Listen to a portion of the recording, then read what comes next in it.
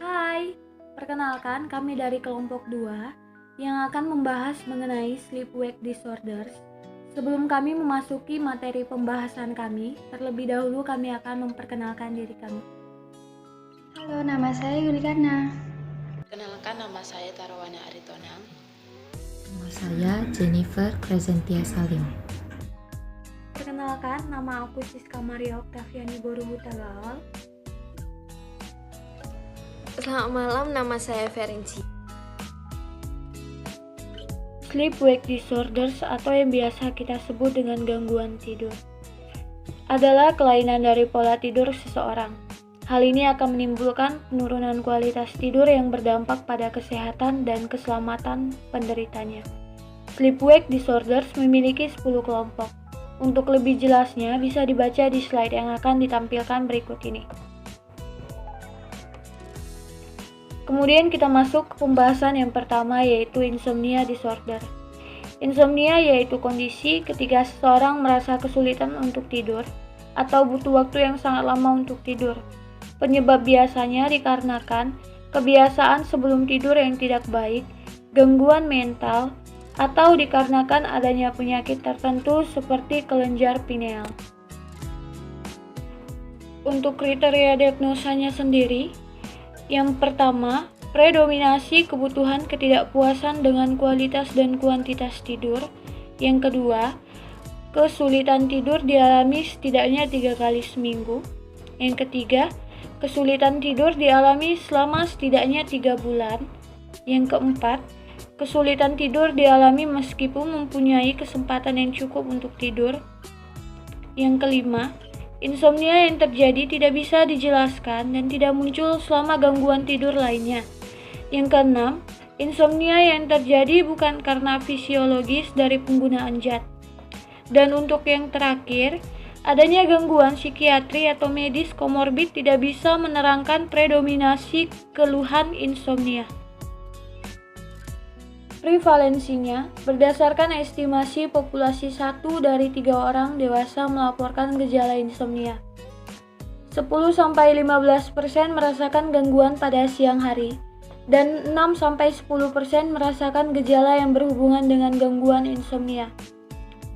Untuk diagnosa bandingnya, bisa dilihat pada slide berikut ini.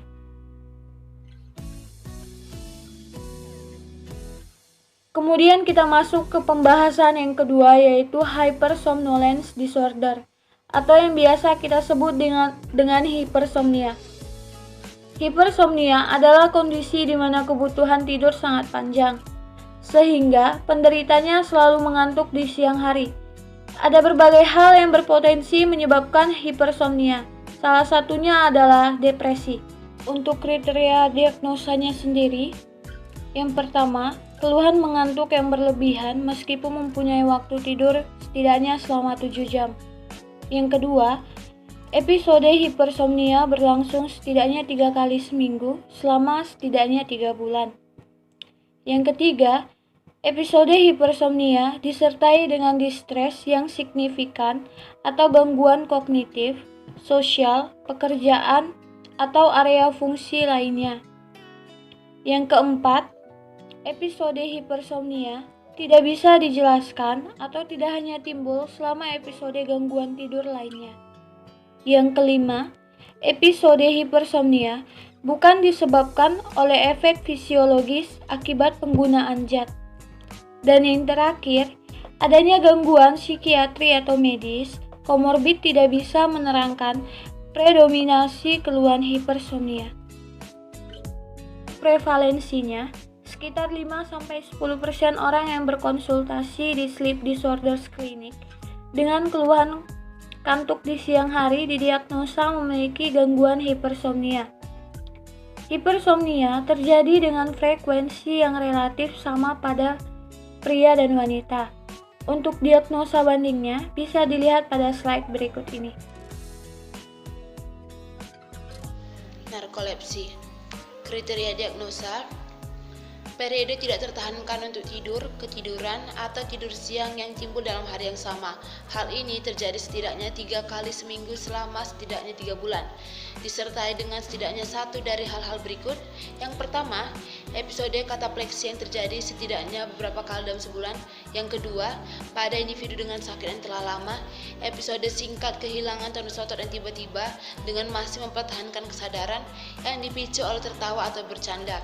Yang ketiga, pada individu atau anak dengan onset kurang dari 6 bulan, menyeringan mendadak atau episode mulut terbuka dengan lidah keluar atau hipotonia global tanpa pemicu emosional yang jelas. Yang terakhir, gangguan nafas terkait tidur. Prevalensi narkolepsi katapleksi mempengaruhi 0,02% sampai 0,04% dari populasi umum di sebagian besar negara. Narkolepsi mempengaruhi kedua jenis kelamin dengan kemungkinan laki-laki sedikit lebih dominan. Untuk diagnosa banding, Anda dapat membacanya di bagian atas. Selanjutnya, breathing related sleep disorder. Yang pertama, obstructive sleep apnea hypopnea. Kriteria diagnosa: bukti berdasarkan pemeriksaan polisomnografi terdapat setidaknya 5 apnea obstruktif atau hipopnea per jam tidur atau gejala-gejala tidur berikut. Yang pertama, gangguan bernafas malam hari, mengorok, sesak nafas, atau henti nafas ketika tidur. Yang kedua, mengantuk, fatigue pada siang hari atau tidur yang tidak menyegarkan. Lalu, bukti berdasarkan pemeriksaan polisomnografi menunjukkan adanya 15 atau lebih apnea obstruktif dan atau hipopnea. Prevalensi obstruktif sleep apnea hypopnea adalah gangguan yang sangat umum, mempengaruhi setidaknya 1% sampai 2% anak-anak, 2% sampai 15% dari orang dewasa usia menengah, dan lebih dari 20% dari individu yang lebih tua. Dalam masyarakat umum, tingkat prevalensi dari apnea tidur hipopnea obstruktif yang tidak terdiagnosis mungkin sangat tinggi pada orang tua. Central sleep apnea, kriteria diagnosa. Kriteria diagnosis untuk central sleep apnea adalah bukti adanya 5 atau lebih apnea sentral berdasarkan hasil pemeriksaan polisomnografi. Gangguan ini tidak bisa dijelaskan oleh adanya gangguan tidur lainnya. Sleep related hypoventilation, kriteria diagnosa. Hasil pemeriksaan polisomnografi menunjukkan adanya episode penurunan respirasi yang berhubungan dengan peningkatan kadar CO2. Bila tidak ada pengukuran CO2, maka bisa ditunjukkan dengan penurunan saturasi oksigen yang persisten dan tidak berhubungan dengan periode apnea atau hipopnea. Gangguan ini tidak bisa dijelaskan oleh adanya gangguan tidur lainnya. Selanjutnya, circadian rhythm sleep-wake disorder dibagi menjadi 5 jenis. Yang pertama, delayed sleep phase type. Kriterianya adalah gangguan fase tidur yang tertunda ditegakkan berdasarkan riwayat penundaan awal periode tidur dalam hubungannya dengan waktu tidur terjaga yang diinginkan, atau biasanya lebih dari 2 jam, yang menyebabkan insomnia dan mengantuk berat. Yang kedua, kriterianya bila individu dengan gangguan ini dibiarkan membuat jadwal sendiri, biasanya mereka tidur dengan baik. Gejala yang menonjol adalah kesulitan memulai tidur, sulit terbangun di pagi hari dan mengantuk di siang hari. Yang kedua, advanced sleep phase type. Kriterianya adalah yang pertama, gangguan fase tidur lebih awal ditandai dengan waktu tidur yang terjaga dan lebih awal dari yang diinginkan atau waktu konvensional. Yang kedua, individu yang mengalami gangguan ini mempunyai waktu inisiasi tidur dan waktu bangun yang lebih awal, atau biasanya lebih dari 2 jam. Jenis yang ketiga, irregular sleep-wake type. Kriteria diagnosanya, yang pertama diagnosis ditegakkan berdasarkan riwayat gejala insomnia di malam hari, atau selama waktu tidur biasa dan mengantuk berlebihan pada siang hari. Yang kedua, karakteristiknya adalah tidak adanya irama sirkadian yang bisa diidentifikasi. Yang ketiga, tidak ditemukan adanya periode tidur yang utama dan tidur biasanya terbagi-bagi menjadi setidaknya 3 fragmen dalam 24 jam. Jenis yang keempat, non-24 hour sleep-wake type. Kriterianya yang pertama, diagnosis ditegakkan berdasarkan riwayat insomnia atau mengantuk berat yang berhubungan dengan sinkronisasi abnormal antara siklus terang gelap 24 jam dengan irama sirkadian endogen. Yang kedua, gejala yang ditunjukkan biasanya berupa periode insomnia, mengantuk berat atau keduanya, yang bergantian dengan periode asimptomatik yang singkat. Yang ketiga, fase tidur individu yang mengalami akan bergeser ke arah siang hari. Yang kelima, shift work type. Kriterianya yang pertama ditegakkan berdasarkan riwayat individu yang bekerja di luar jam kerja biasa secara reguler. Yang kedua, gejalanya berupa mengantuk berat di tempat kerja dan gangguan tidur ketika di rumah.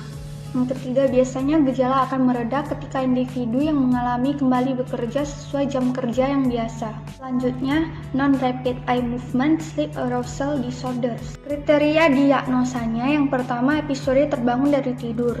Biasanya pada sepertiga malam terakhir, diikuti dengan salah satu peristiwa dari tidur berjalan ataupun sleep terror. Yang kedua, tidak ada atau sedikit sekali gambaran mimpi yang diingat. Yang ketiga, ditemukan amnesia terhadap episode serangan. Yang keempat, episode serangan menimbulkan distres yang signifikan atau gangguan kognitif, sosial, pekerjaan, atau area fungsi lainnya. Yang terakhir, episode serangan bukan disebabkan oleh efek fisiologis akibat penggunaan zat. Selanjutnya, prevalensinya yang pertama, gangguan tidur non-rapid eye movement yang terisolasi atau jarang sangat umum pada populasi umum. Dari 10% hingga 30% anak-anak memiliki setidaknya satu episode berjalan sambil tidur dan 2% sampai 3% sering berjalan-jalan. Yang kedua, prevalensi sleepwalking ditandai oleh episode berulang dan gangguan atau kesulitan. Jauh lebih rendah, mungkin dalam kisaran 1% sampai 5%.